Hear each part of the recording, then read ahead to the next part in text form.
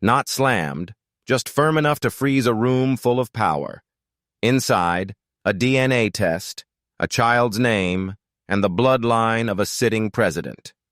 Gasps broke through, cameras zoomed in.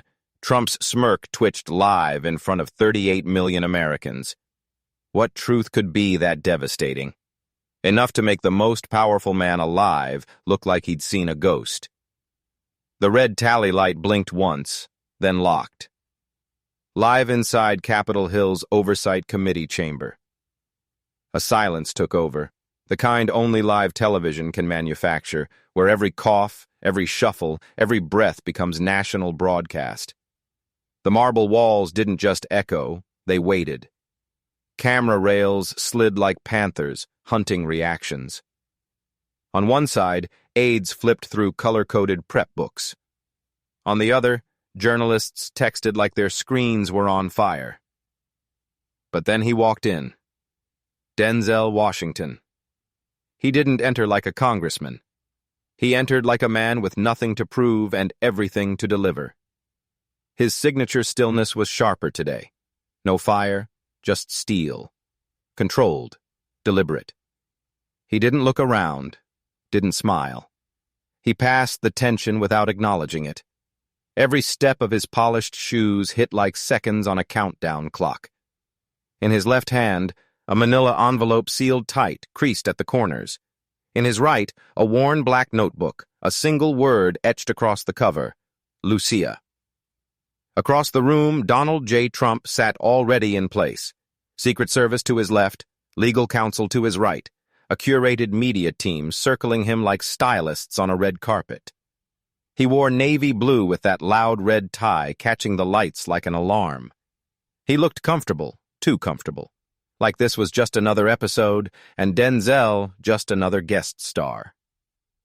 The chairman cleared his throat. This oversight session will examine the alleged misuse of humanitarian funds designated for migrant families detained at the southern border. It was formal, dry theater. Everyone knew the headline. Where did the missing $6.7 million go, and who signed for it? Denzel still hadn't spoken, but he tapped the envelope twice. Soft, purposeful, then set it beside the mic. He never looked at it. Didn't need to. He'd memorized every word inside, every digit of the lab report, every line of the affidavit. This wasn't paper.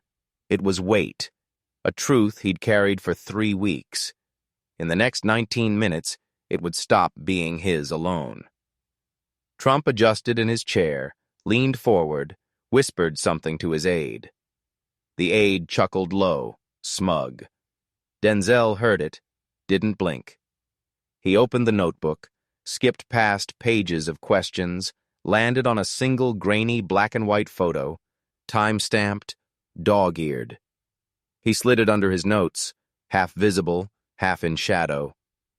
Camera 1 panned to Denzel's face. Camera 2 zoomed on Trump's hands, now fidgeting. A young congressman leaned toward him, whispered, "You sure about this?"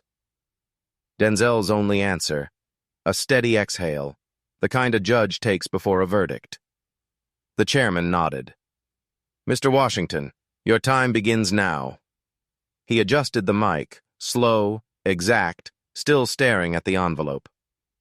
"Not yet. Truth doesn't land in one punch. It's not theater, it's surgery." He leaned forward. "Thank you, Mr. Chairman." His voice calm, too calm, the kind that makes the whole room lean in. "What's in that envelope? It makes a president wish these cameras never existed." He hadn't even reached a second question before Trump pounced. He leaned forward, adjusted the mic, tossed it out like a rehearsed line. "People like him don't understand family values." It landed like gasoline. The Republican side cracked up, laughter spreading. For a beat, the room tilted Trump's way. That smirk widened. But Denzel didn't flinch, didn't blink, didn't even look at him. He let the words hang until they settled like ash.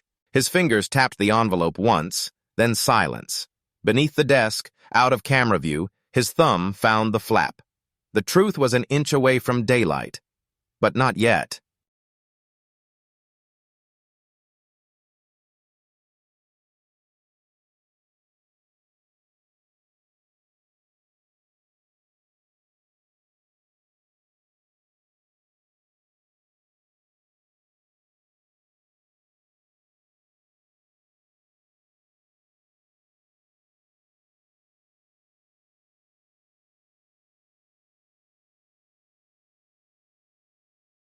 In his mind, everything faded, the laughter, the lights, the theater, and suddenly he was back in that quiet church basement in San Antonio 3 weeks ago. Air thick with incense, a rosary on the wall. Maria Alvarez, eyes rimmed red, hands trembling, slid the envelope across the table. "I kept it hidden for years," she whispered, accent broken by guilt. "I was scared. He was powerful. I was invisible." Denzel didn't move, didn't interrupt. He accepted the envelope with both hands like a sacred object, opened it with precision. Inside, notarized DNA test, paternity match 99.98%. At the top, Lucia Maria Alvarez, age 11, father Donald J. Trump. He placed a steady hand over Maria's trembling one. "They'll see her now. I'll make sure of it." Back in the hearing room, Denzel shifted slightly. His left hand back on the envelope, finger under the flap. The seal cracked just enough. He felt the DNA report's edge, the photo's corner, a folded letter in purple ink. His pulse thudded. Trump sipped water, smug. Somewhere, a Fox News commentator scribbled, "Washington waivers." Denzel closed the envelope. Not yet. 7 minutes left, 38 million viewers.